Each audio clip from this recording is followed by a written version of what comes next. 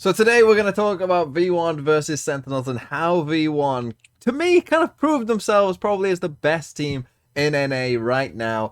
And it was just such an insane game. And we're going to look at Haven because I thought that was perhaps even more interesting. They dominated on Ascent, but the Haven one was pretty close and an interesting game overall. So let's take a look at some of the rounds. And let's start with perhaps the best round to start with, and that is round number 6, because we're going to see something pretty crazy in this round if you haven't seen it.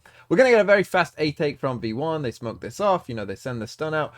This Omen smoke is a bit late because guess what? They're just running it down. Whilst they're doing this, they also have an Omen ult here, and I just want you to, because it's going to be used for future reference, so the Omen has ulted here, and I just want you to take a look at where the V1 players already are, because we're going to compare that to Sentinels in the next round that we analyze. They're already up short, basically, as the Omen is in heaven. And the Omen here, Xander, is going to smoke himself off as well. And they're already in the site. Now, when this is going on, Xander's sitting there, he smoked himself off. They're already in, right? Penny's in on the site. Effie's is coming in as well with the spike now. And you can see that the Sentinels players have, kind of almost like a stack here of 4 players, wondering about the Omen. I'm pretty sure Shazam heard him going to heaven there, so we know that he's in there, and they're going to come and pressure him and try and get him. And he knows that, and the drone starts to come, and so Xander's just going to, run away, get down onto the site. The spike gets planted, and now we are about to see something pretty crazy, because it gets tagged up there, and 5v5 retake, in we go. We're on a full gun round. We're going to see some, an aftershock come out there. We get the ult as well from V1 to, kind of delay this retake. You get the smoke and the KO nade as well. So it's just all becoming even more difficult for them. And then we're going to get a flash here, I think, as well from Xander at some point. But here we go, right? And Xander is about to go absolutely insane, as we were about to see. And this is just one reason why they might be pretty good, is because of things like that. And yeah, just one of the most insane aces you've seen, where it's just like boom, boom, boom, boom, just straight away, just, all 5 kills in a row, like within, I don't even know what it was, probably 10 seconds or less. Just absolutely absurd from Xander. And now let's take a look at a Sentinels version of that similar kind of approach. And for that, we come to round 19. So now we're now on Sentinels attack instead.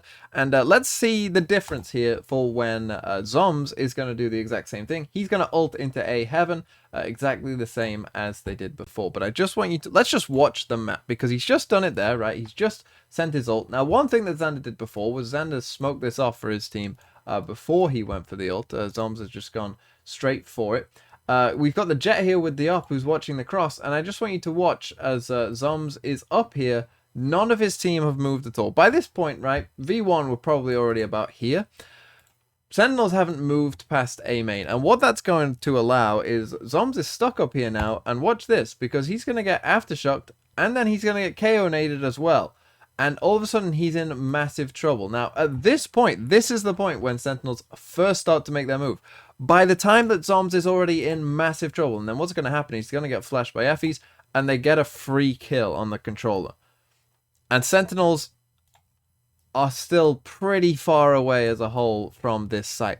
And that was just kind of the difference. That everything that V1 does is in a, particular order, where it means that everything is at the right time.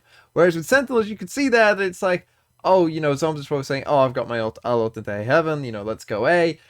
But the rest of the team gets stuck. There isn't that thought of like, well, what if we get a bit stuck in a lobby? It's all a bit disjointed again, and I've mentioned this about Sentinels attack before, but you can see that disjointedness there a bit again, and the difference, and then the utility usage from V1 and how they managed to just deal with that. When it was Xander, coming into A heaven, we just saw a few Sentinels players kind of group in this area, kind of waiting a bit, and eventually they drone and, get him out of A heaven. With V1, it's straight away. Oh, I can aftershock this. Oh, I can KO nade this. We can force him there. Okay, I'll flash him. We get a free kill, easily with just a bit of utility. That's the difference. And, they completely isolated him. And, yeah. And I just thought that this was a good showcase for the difference between the two teams. And now let's come to round number 9. And one thing that V1 are kind of known for is going fast. And fast executes and just hitting sites and hitting them hard. And their team comp reflects this because they're going without a Sova on Haven, which is quite weird, but they're playing Xelsis plus Effie's here on their team, and they have a ton of flashes and they use them, and it felt like Sentinels were always either suppressed, stunned, flashed, or a combination of all of them potentially. It was insane the value that they got from their initiators, and this is a good round for it because what we're going to see in this round is just a full-on C execute, just run it down. As I said, V1 are known for a team that likes to go pretty fast, but there goes the breach stun down here, and away we go. Here comes the suppress. Dapper does well to get that nade off just beforehand, but here we go, right? Just one death there. He was flashed, and suppressed. You might have noticed. But then we're going to get a double flash here. Zombs is able to get one, but there's a KO flash. And then as soon as that's about to run out, here's a breach flash, and they die as well. Sick is able to get one, but again, now 3v2, they've got the site, and they're going to go on and win this round. And that was just a good example of how V1 play. Like, the flashes are all perfectly timed. You saw as soon as that KO flash is about to run out, here's a breach flash for you. It's just perfect. And the thing is, you can't turn the breach flash because you're still flashed by the KO flash. Like, if we actually saw the Sentinels player's point of view, it just would have been a blue screen and then a yellow screen. Like, what do you do? They just can't even play the game.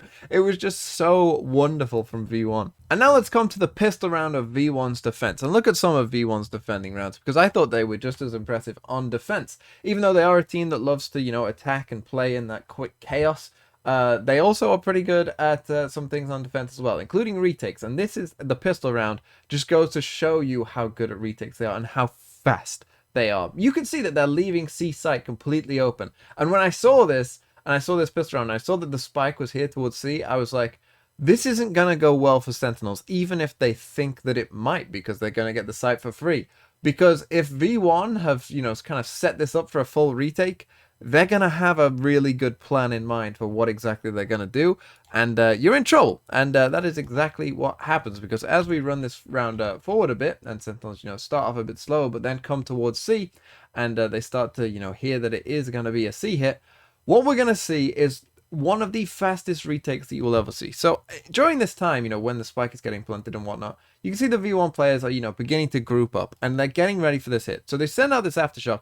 The spike gets planted now, and look, they're already on site. This is a pretty funny thing from Tenz's POV there. But look, Sick doesn't even have time to get back into Cubby. He's going to try and jump into it. He doesn't have time. 4 Sentinel players are already dead. The spike, I want to just see the time here that the spike had left, because it's going to be about, what, 27 seconds. That was a 5-on-5 full retake with pistols. So, it's hard to get kills very quickly with pistols, particularly at long ranges. It took them no time at all from that spike going down to a full retake just like that. And again, you saw that, from Ten's POV again, right? Just completely blinded. No idea what was going on. This is just what they were doing all of the time, and it was just so impressive. So there goes the aftershock.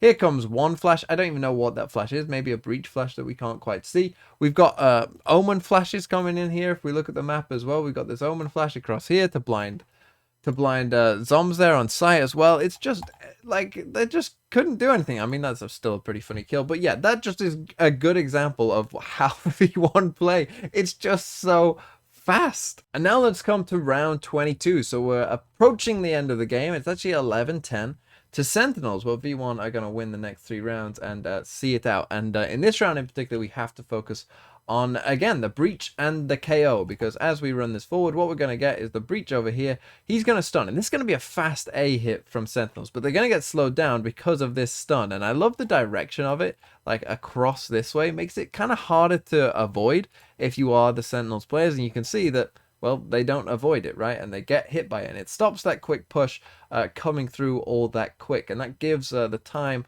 for Whippy and Xelsis here on the site to make some adjustments. And so here we go. Here's the first flash. And whilst that is going on, that first flash, because they know, they've heard quite a few footsteps coming down here towards A short. We've got the breach over here. We've just sent this flash in here. We're also going to get the breach ult at the same time, and this is just as Sentinels are trying to get this execute onto site, and they're just going to get mowed down because of the timing of it. So Tens is completely blind as he dashes into his smoke there. He dies. Dapper dies as well for free. They have to use this KO molly here. Sentinels have to use this KO molly to just stop them from swinging across here.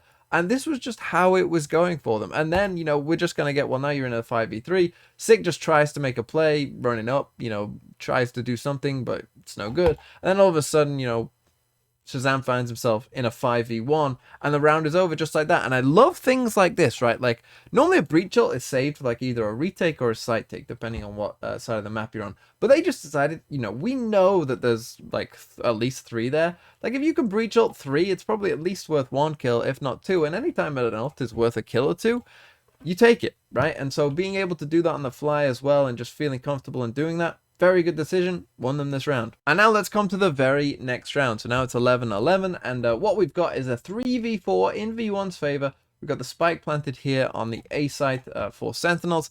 And again, we just need to look at some of this utility usage from V1 because it is incredible. So they all group up ready for this retake. You know, this breach ult would have been nice, but, you know, as I mentioned, it was a good use of it anyway. But here we go, right? So we get the KO knife coming in early here. So that's going to suppress anyone in hell or anything like that. We're going to get the breach stun across here. And then we're also going to get an aftershock in here from Effie's as well. So let's see how that goes for them, because it's going to go pretty well, because Tens, as you can see, gets stunned up, and then you'll see the aftershock comes in there. He also gets flashed, and he is the freest kill for Penny, who dashes in onto the site. Sick, meanwhile, has been pushed out and hit once by that aftershock there in hell, and he has to, you know, play in this horrific open angle over here where he's got no cover, nowhere to escape, and so he dies for pretty much free. And then at the same time, Shazam is having to push through this smoke.